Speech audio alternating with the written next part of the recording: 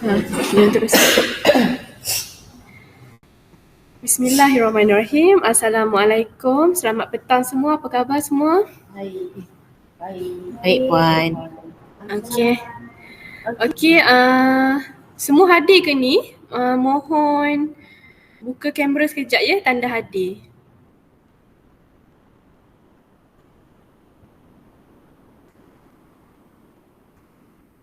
Okey, Syakina, Faris. Okey.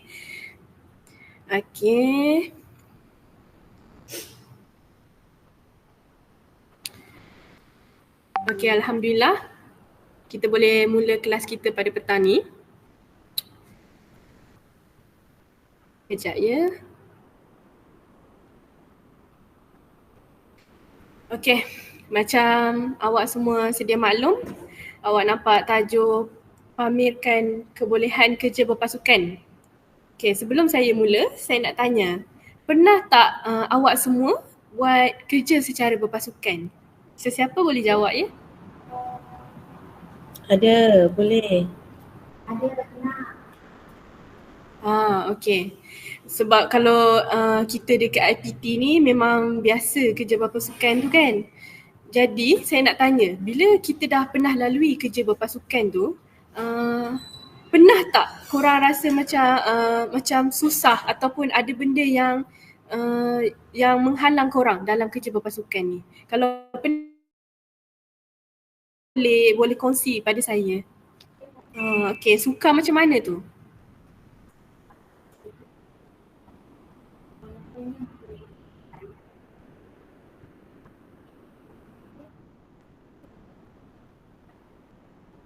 Okey, itu salah satu cabaran yang Sakinah hadapilah dalam kerja berpasukan.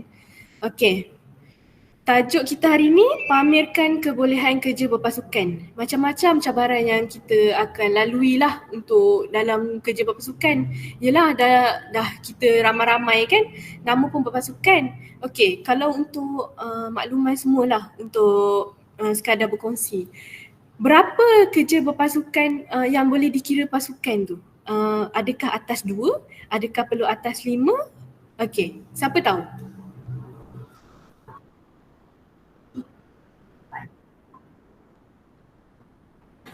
Okey, betul.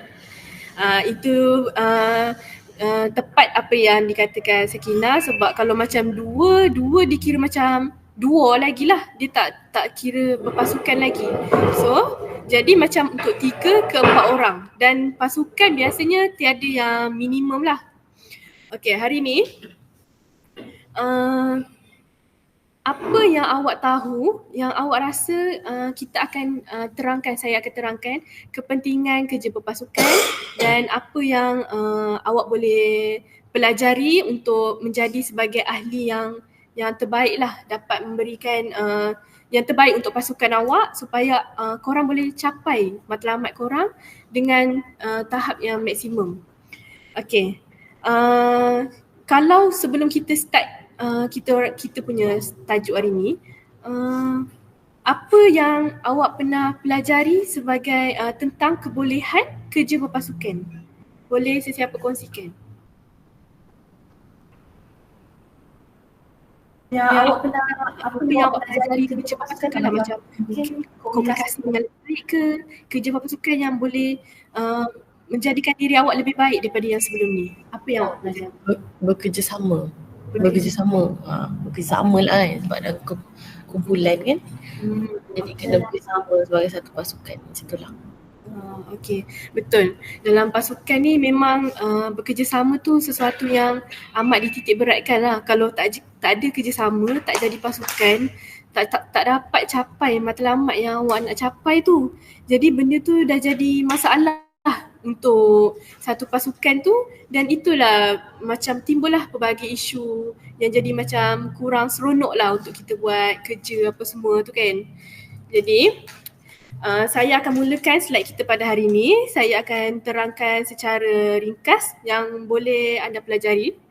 Objektif daripada slide saya, mungkin sebelum ni memang kamu semua ada pengalaman untuk kerja berpasukan, tapi dengan penerangan yang saya akan terangkan hari ini mungkin boleh membantu untuk kita menjadi lebih berkebolehan untuk kerja secara berpasukan. Sebelum ni saya tak kata awak semua tak berkebolehan, tapi kerja berpasukan ni dia ada tingkat-tingkat dia yang kita boleh pelajari agar kita dapat memberikan yang terbaik kepada pasukan kita. Dan awak juga akan boleh capailah awak akan tahu aspek-aspek yang terpenting untuk bekerjasama dalam pasukan. Kita teruskan dengan yang saya terangkan, yang saya tanya awak semua tadi. Apa itu kebolehan kerja berpasukan? Kerja berpasukan, kebolehannya ialah sekumpulan pihak bekerjasama sebagai satu pasukan dan mempunyai tujuan yang sama untuk capai satu tujuan objektif yang sama. Jadi kalau macam pasukan, kalau objektif yang berbeza, tujuan yang berbeza, tu tak dikira pasukan. Itu kita akan pecah kepada individu. Jadi pasukan ni mestilah capai objektif yang sama dan dia berkumpulan. Lebih daripada 3 atau 4 orang. Kalau 2 seorang tak jadi lagi. Dan seterusnya, ciri kebolehan kerja berpasukan. Ciri-ciri yang memang sebelum ni kita memang sedia maklum dah lah, ciri dia mampu mengambil tanggungjawab dan dapat urus kerja sendiri. Tapi apa yang kita pelajari dan juga apa tentangan dalam kerja berpasukan sebelum ni, tak semua orang boleh kerja dalam pasukan. Itulah pentingnya kita cari kawan-kawan ataupun orang yang boleh ikut flow kita. Sebab setiap orang dia ada flow masing-masing tau. Dia macam ada yang seorang ni laju sikit, ada yang seorang ni dia perlu take time untuk dia boleh pecut. So jadi macam kita sendiri kena mampu untuk mengambil tanggungjawab tu. Dan kalau tak boleh, dia ada terms and condition lah yang korang boleh untuk yang ni bahagi pada orang yang lebih sesuai, ni boleh bahagi kepada orang yang lebih sesuai. Dan so itulah pentingnya sebab kita tahu tahap kita supaya kita boleh urus kerja kita sendiri dan dapat melaksanakan tugas teknikal kita dengan pencapaian yang lebih baik. Seterusnya, kebaikan dan kelemahan kerja berpasukan. Setiap benda yang kita lakukan adalah kebenaran dan kelebihan, ada juga yang biasalah ada kekurangan, ada kebaikan, ada kelemahan macam tu. Okey, kebaikan kerja berpasukan. Kita dapat menyumbang idea sebab kita ada 3 ke atas, 3 ke 4 orang ke atas dalam pasukan. Jadi ada boleh katakan 3 ke 4 fikiran yang berbeza yang kita boleh berkongsi. Itu kebaikan pasukan. Dan kita dapat elak daripada berlaku kesilapan utama. Dalam pasukan kita kena saling membantu antara satu sama lain. Jadi kalau contoh Faris yang buat tugasan tu, dia yang menaip untuk tulis dan Kina yang akan check. Itulah yang dimaksudkan elak daripada kesilapan utama. Kita memang boleh check sendiri, tapi mata kita itu je lah yang kita nampak, tapi orang lain akan nampaklah yang lain. So dapat mengelakkan daripada kesilapan utama dan juga dapat meningkatkan kepuasan bekerja bila kita dah guna kelebihan daripada Faris, kelebihan daripada Kina dan juga kelebihan daripada ahli pasukan yang lain. Kita dapatlah capai sesuatu yang lebih lah daripada tahap kemampuan kita. Setiap orang mesti ada tahap kemampuan dia. Dia boleh capai lebih tapi dia perlu belajar lagi. Kalau untuk capai yang lagi wow, lagi debum tu memang perlu bekerjasama. Itu sebab pentingnya. Namun kelemahan dia bila dah ramai-ramai ni biasalah dia akan jadi satu kelompok tu dia akan jadi banyak bercakap. Jadi kurang tindakan dia. Itulah setiap pasukan perlu adanya leader, perlu adanya ketua dalam kumpulan sebab ketua tu yang akan menggerakkan kumpulan dia yang akan guide kumpulan dia. Dan juga mungkin boleh tercetuslah konflik sebab macam contoh mungkin seseorang ni tak puas hati dengan cara seseorang handle satu perkara tu. Jadi itu biasalah. Jadi macam kita kena pandai untuk atur diri kita, bawa diri kita dalam satu pasukan Dan seseorang juga boleh bersikap xenofobia, iaitu dia rasa benci kepada mereka yang berlainan budaya. Maksudnya setengah orang ni dia ada fobia ni, dia ada macam-macam. Tapi untuk yang dalam pasukan ni xenofobia, dia macam dia bukan culture shock tau, tapi dia macam terkejut lah sebab cara orang tu pembawakan dia macam ni. Dia tak boleh ikut flow orang tu.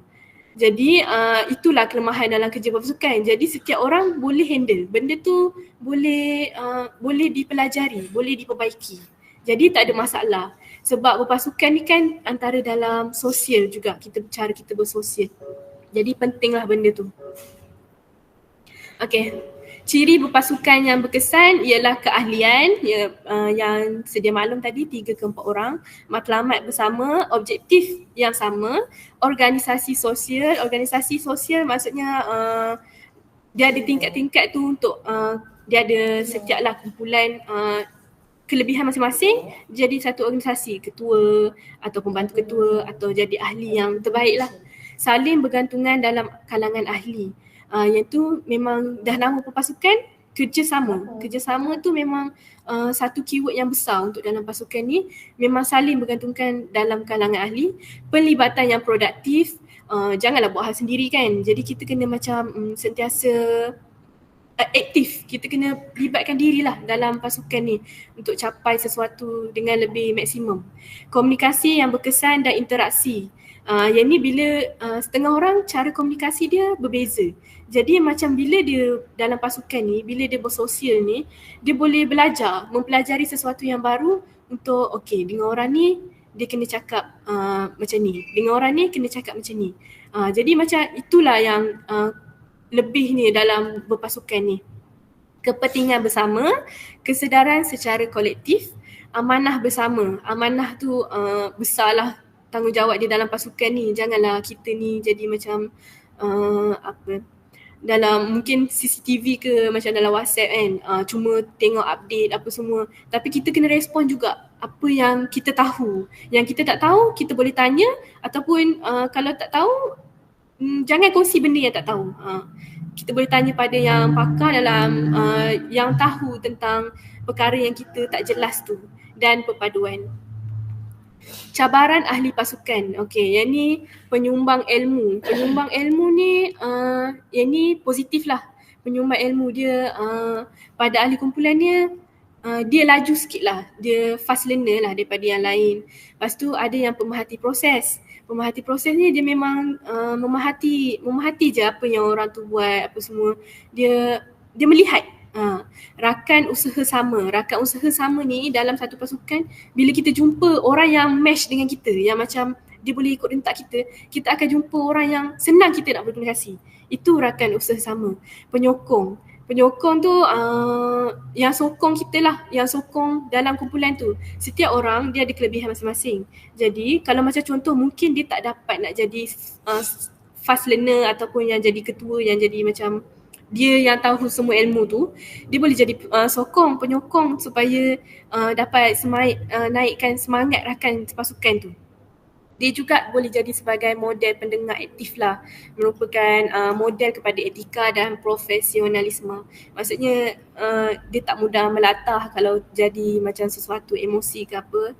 Dan seterusnya pencabar. Pencabar ni dia negatif sikit lah, macam dalam ramai-ramai kita tu mestilah ada yang dia akan kritik lah kerja kita apa semua, sebab dia rasa dia the best lah. Jadi dia nak bagi yang terbaik, tapi bila orang suruh dia bagi sumbang ilmu, dia tak dapat. Jadi macam terima je lah supaya kita dapat kerja pasukan tu masing-masing lah. Pendengar, dia dapat jadi pendengar yang baik seperti penyokong tadi, dan pengantara ni untuk dia dapat menyelesaikan konflik, untuk mentafsir dan setiap kedudukan kemudian buat tafsiran. Jadi setiap kumpulan diberi peluang untuk memperbaiki dan memperbetulkan pernyataan. Jadi pengantara ni gerakkan satu kumpulan. Boleh jadi pengantara ni juga adalah ketua kumpulan, ketua kumpulan lah untuk gerakkan satu kumpulan tu dalam satu tugasan. Dan penjaga ni dia buka peluang untuk yang bercakap lah, dibenarkan untuk menyumbang dan minta sumbangan mereka terdahulu yang diiktiraf. Yang ni biasa dalam perkilangan dan perkhidmatan lah macam tu. Seterusnya kita masuk topik yang kedua, iaitu kerjasama berpasukan. Tadi kita kebolehan berpasukan. Yang ni kerjasama pasukan, iaitu untuk mewakili pengadunan pelbagai kemahiran untuk menghasilkan pencapaian yang kolektif. Di tempat kerja, dia terdapat beberapa perkara lah yang untuk mudah boleh memberi inspirasi kerjasama yang tulen. Elemen kerjasama terbahagi kepada tiga, iaitu menguruskan pasukan kerja bersendirian, iaitu sekumpulan kecil pekerja untuk urus dan laksana tugas teknikal. Yang ni yang pakar lah, memang dia yang akan urus kerja hal-hal teknikal. Yang kedua, pasukan pelbagai fungsi. Dalam pasukan kita jumpa pelbagai orang lah untuk sosial. Jadi mestilah dalam satu pasukan tu berbeza kepakaran untuk capai dalam satu objektif. Dan seterusnya pasukan maya yang dia menggunakan elektronik, macam contoh sekarang online, dia macam setengah kita ada seorang dua pasukan kita yang boleh gerakkan kerja online ni laju sikit lah. Macam kita kurang sikit daripada Google Meet ni, jadi kita boleh bantu kawan kita yang lain bantu kita untuk buat Google Meet tu untuk dapatkan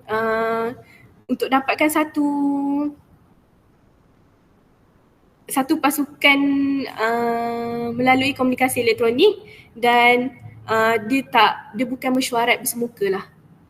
Itu pasukan maya. Teknik kerjasama pasukan yang baik, yang pertama mestilah fokus kepada matlamat pasukan. Yang kedua, beri tumpuan kepada ahli pasukan. Janganlah macam bila dalam pasukan tu kita sibuk termenung ke, buat kerja lain ke. Jadi macam kita tak bagi baiklah pada pasukan kita, dan beri ganjaran kerana bekerjasama. Kalau dalam aspek pekerjaan, dalam bidang pekerjaan, bila kita dah capai sesuatu yang terbaik, macam contoh leader, dia gerakkan anak-anak bawah dia tu untuk capai satu projek lah contohnya, dan projek tu berjaya. Jadi leader tu adalah lebih baik dapat sediakan ganjaran macam contoh dinner ke, belanja semua makan malam ke. Jadi macam diorang lebih semangat, diorang lebih rasa seronok untuk bekerja dalam pasukan. Keberkesanan sebagai anggota pasukan, keberkesanan sebagai anggota pasukan ialah memahami kemahiran, tindakan dan sikap menjadi anggota pasukan yang berkesan. Yang pertama, mempercayai ahli pasukan. Setiap anggota pasukan yang cemerlang adalah dengan mempercayai ahli pasukan, termasuk pemimpin. Ada juga setengah orang dia tak boleh percaya cara orang tu pimpin. Tapi apa salahnya kita bagi peluang kepada seseorang tu untuk pimpin, untuk jadi pemimpin dalam pasukan tu. Dan kerjasama dan perpaduan tahap yang tinggi.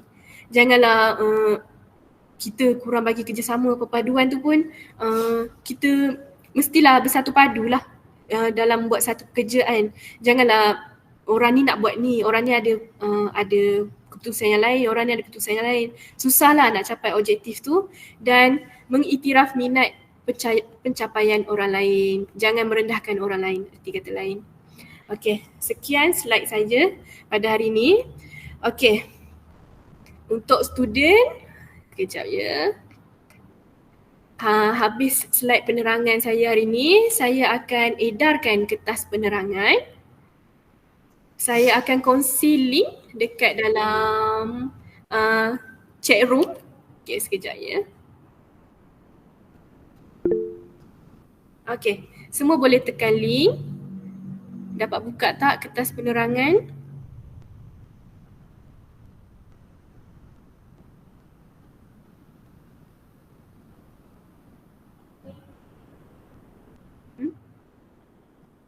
Tak masuk lagi? WhatsApp? Boleh? Okay. Tak boleh buka? Boleh. Okay. Dapat buka ke semua? Dapat. Okay. Okey, saya bagi awak masa 2 ke 3 minit lah untuk sekali imbas apa yang kertas penerangan dalam tu, dan saya akan saya akan tanyakan soalan pada awak. Kalau awak ada soalan nak tanya pun semasa kertas penerangan tu pun boleh je utarakan kepada saya.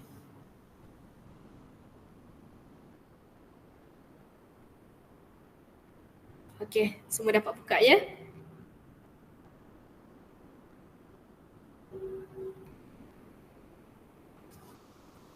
Okey, jadi saya nak tanya soalan pada awak semualah. Simple je soalan dia.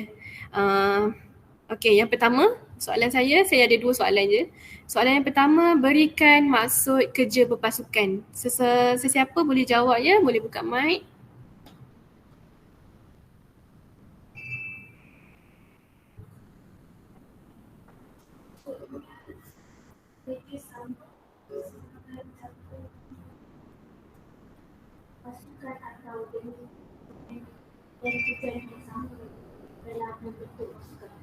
Okey, betul. Betul tu Sakinah.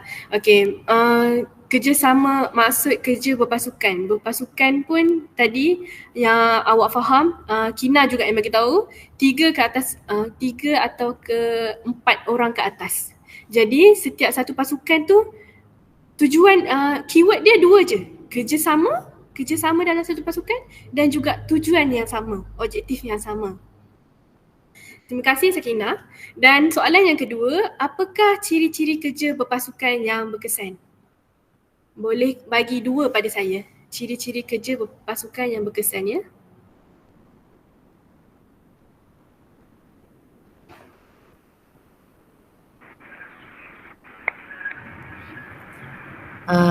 Saya nak jawab. Alamak, dah bagi tahu jawapan dah. Okey, ada keahlian, matlamat bersama, organisasi sosial. Betul. Okey, macam awak nampak lah slide saya ni. Saya nak mudahkan semualah supaya awak semua mudah faham lah, kita bantu sesama kita. Jadi ciri pasukan yang berkesan, keahlian dia ada 10. Jadi saya hanya minta 2 je, iaitu keahlian, ahli kumpulan lah pasukan, ahli pasukan, matlamat bersama yang tadi objektif, dan juga ada yang paling penting juga pelibatan produktif. Pelibatan produktif tu awak kena aktif dalam apa yang pasukan awak tanya, apa semua. Jangan buat tak tahu je. Bila minta kerja pun tak tahu siap ke tak siap. Jadi macam kuranglah kerja berpasukan tu. Okey. Seterusnya kita akan teruskan dengan kuis lah ya. Okey, semua boleh standby dengan phone. Kejap, saya share dekat saya share link dekat chat room. Okey. Boleh buka tak?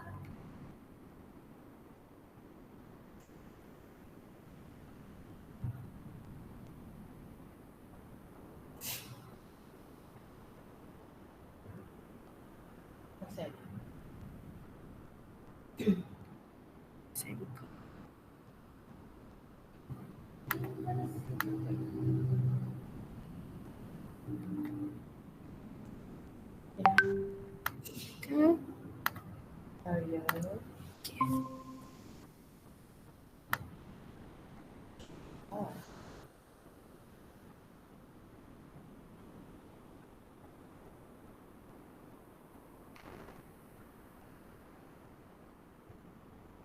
Kalau tak boleh, saya share QR. Tak ada line, Puan. Tak ada line. Okey, kejap. Tak apa, slow.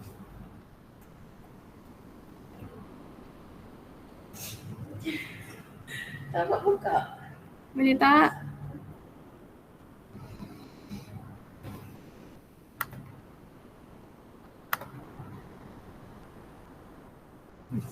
Line saya pun slow. Waiting. Hatijah boleh tak buka kuis?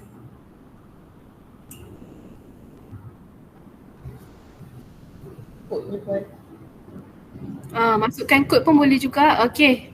Hatijah dah masuk. Hatijah masuk. Boleh. Loading. Sebab lain. Okey, kita tunggu lagi 2 orang ya.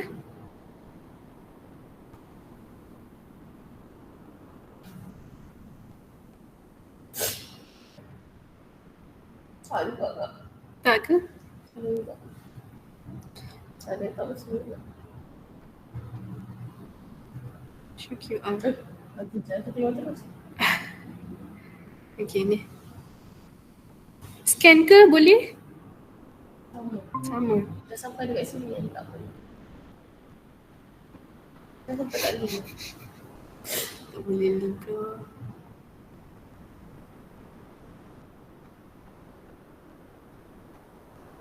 Okey, sekejap ya. Teacher.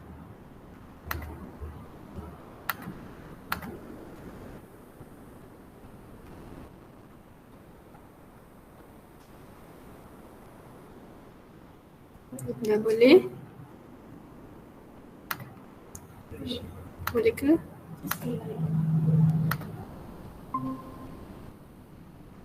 Okey, 2 orang, lagi seorang. Kita tunggu kawan awak ya.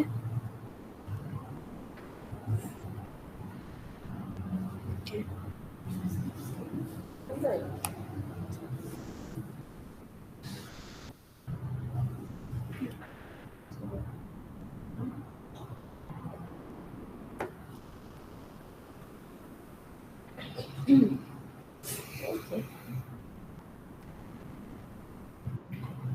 Okey, boleh. Kita mula ya. Semua bersedia?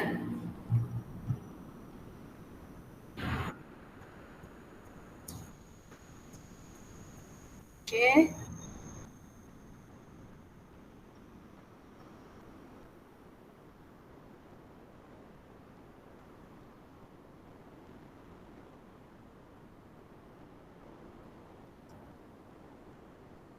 Lagi 1 jam.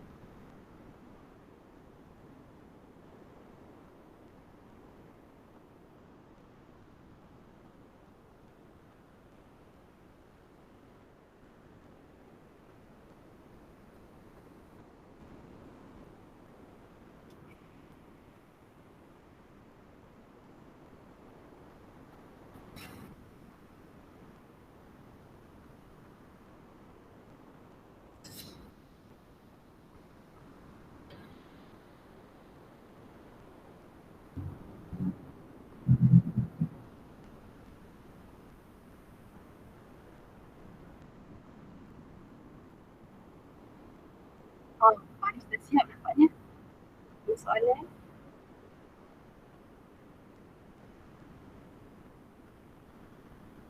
Oh, betul dah.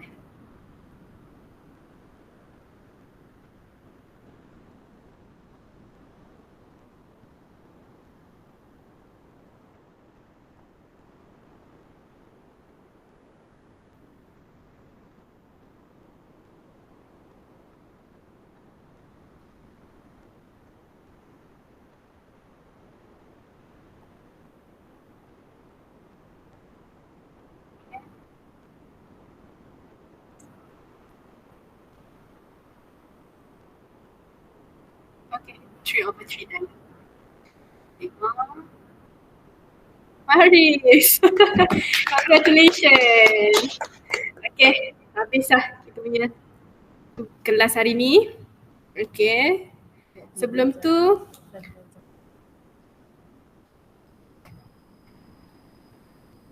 okay. Sebelum tu saya nak tanya, sesiapa boleh jawabkan apa yang awak dapat daripada kelas hari ni?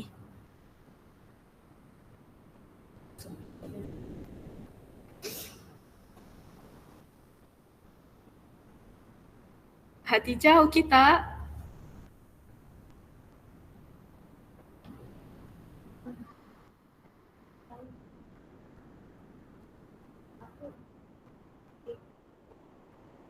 Okey, bagus sikit. Okey. Okey, jadi kertas tugasan pun awak boleh dapatkan dalam grup Google Classroom. Saya dah kongsikan. Jadi hari ni memang apa berkenaan dengan tajuk kita lah, pamerkan kebolehan kerja berpasukan. Semua orang boleh bekerjasama untuk kerja berpasukan, tapi dia ada terms-terms yang kita boleh pelajari untuk dapat bagi yang terbaik lah dalam pasukan kita. Jadi kita tangguh kelas pada hari ini dan tajuk seterusnya, pamerkan kebolehan pengawalan emosi di tempat kerja. Jadi saya akhiri kelas kita pada hari ini. Terima kasih pada semua yang dapat menjawab kuis. Tahniah pada semuanya keputusan yang memberangsangkan. Jadi saya akhiri kelas kita pada petang ini. Sekian, terima kasih.